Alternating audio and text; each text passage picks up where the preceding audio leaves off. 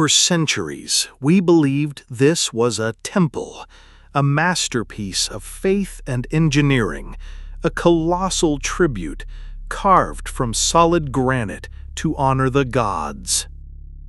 But what if it's not a sculpture? What if it's an engine? History says the gods traveled the skies in flying palaces, celestial chariots called Vimanas. The theory we will investigate today is far more audacious.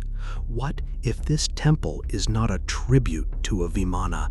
What if it is a petrified Vimana? The idea sounds like science fiction, I know, almost insane. But the journey we are about to begin today is not about blind belief.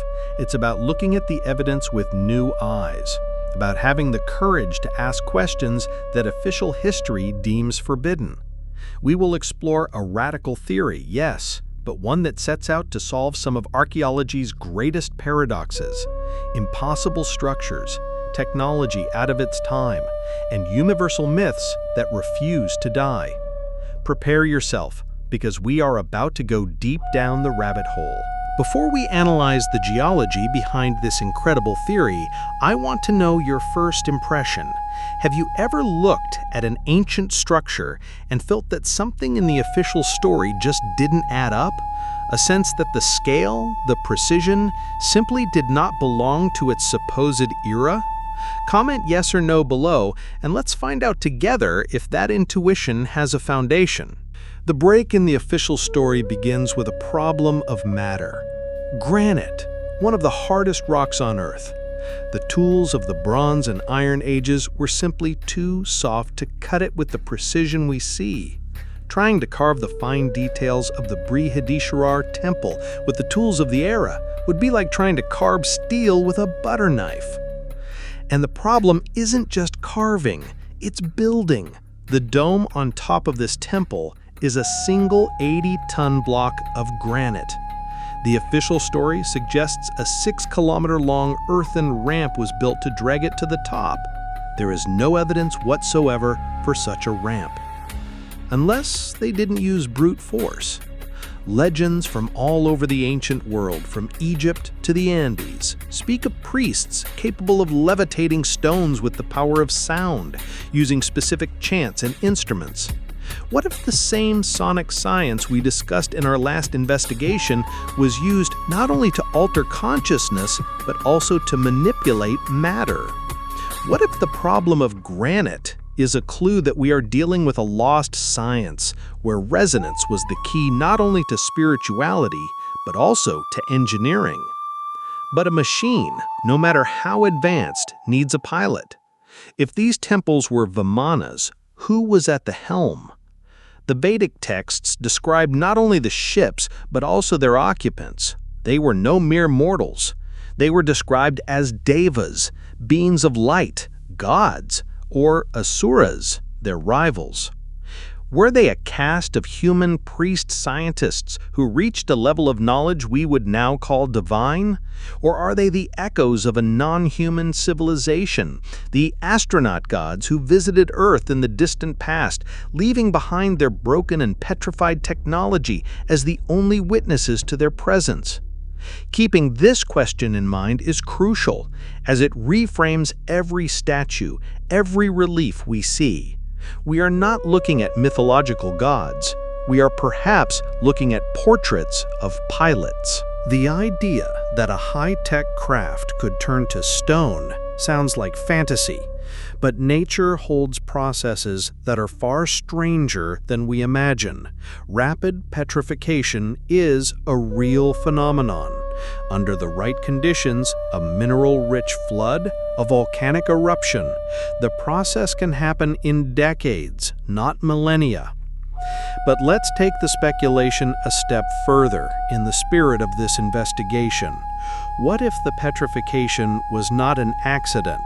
What if, facing a threat, a cosmic war, or the end of their era, this civilization deliberately chose to shut down their ships, using an accelerated mineralization technology to place them in hibernation, disguised as mountains and temples, waiting for a future era that would be ready to reawaken them. But why would a civilization do this?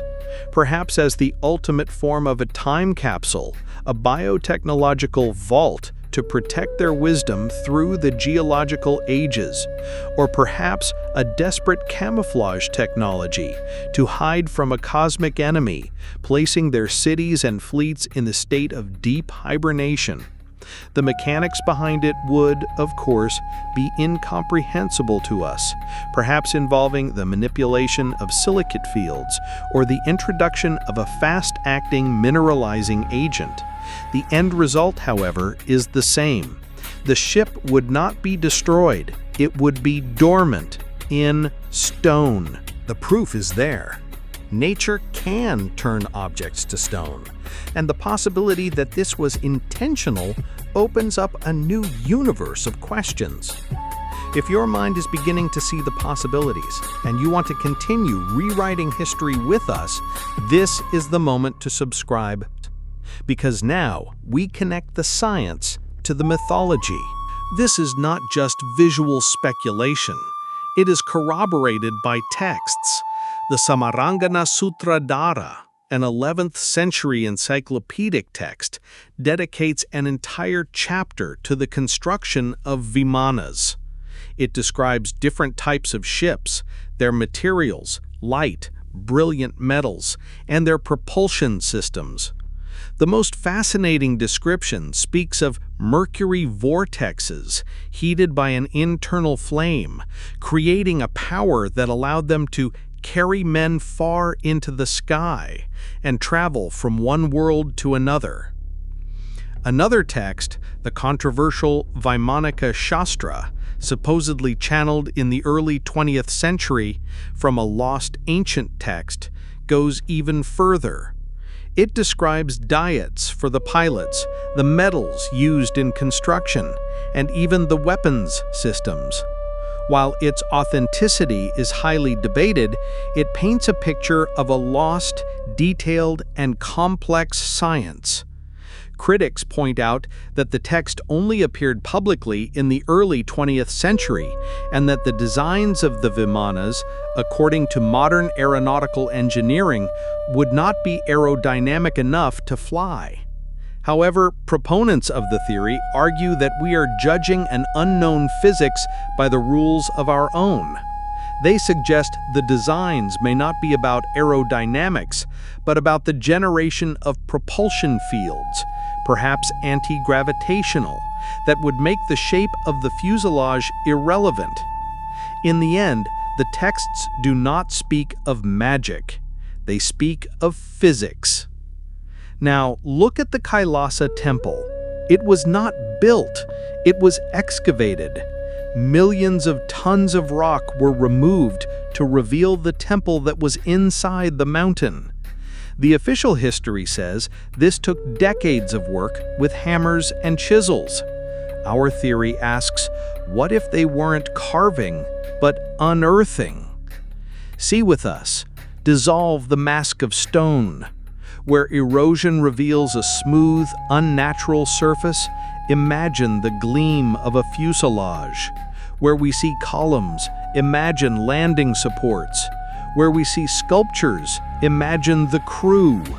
And that detail we saw at the beginning, that piece that looked like an engine, now we see what it truly is, a component of the propulsion system, a heart of energy frozen in rock, waiting to hum again. The subtle hum from the beginning of the video returns, now stronger. The descriptions from the texts and the structure before us, the correspondence is frightening. We are not looking at a sculpture, we are looking at a technological fossil. And what if the temples of India are not the only ones? What if Machu Picchu, Angkor Wat, or even Gothic cathedrals are echoes of this same lost technology? Perhaps our planet is not a museum of sculptures, but a graveyard of ships, a stone library, with each temple, each pyramid, each monolith being a different volume, a different story, waiting to be read not by historians, but by geologists, physicists, and open minds. Now the final question is for you. Look at the architecture of your own city or the places you have visited. Which ancient structure do you suspect hides a technological secret? Which monument gives you that same feeling that the official history is insufficient?